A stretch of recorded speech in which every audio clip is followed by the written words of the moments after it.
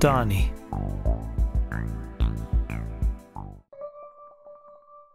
Koji je dan danas?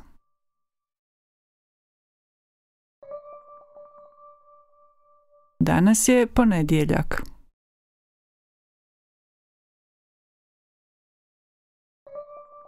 Sutra. Sutra je utorak. Srijeda je dan za čišćenje.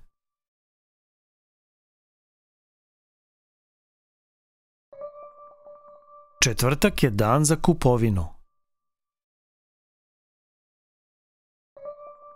Petak je dobar dan za učenje.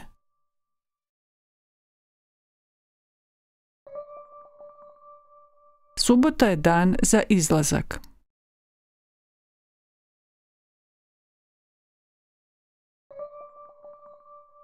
Nedjelja je dan za uživanje.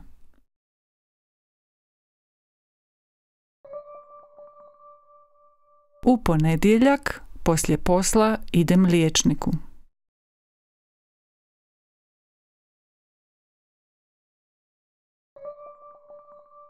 U utorak imam kurs hrvatskoga jezika.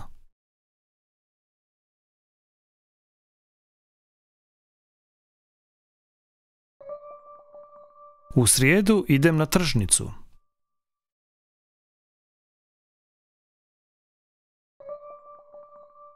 U četvrtak imam uvijek važne poslovne sastanke.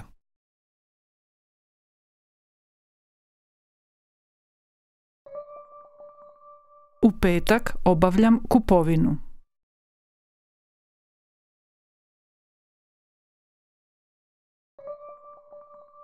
U subotu pijem kavu sa susjedom.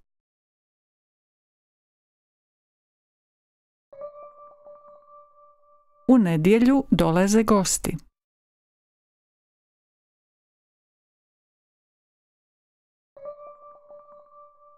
Da, u ponedjeljak je uvijek teško ići na posao.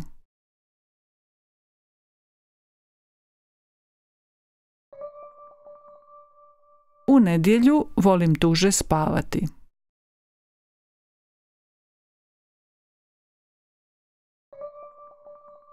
Moj godišnji odmor počinje već u petak.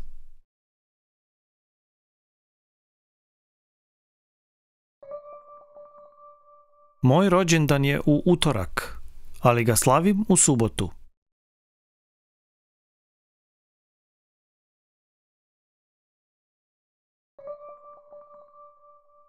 Božić pada ove godine u nedjelju.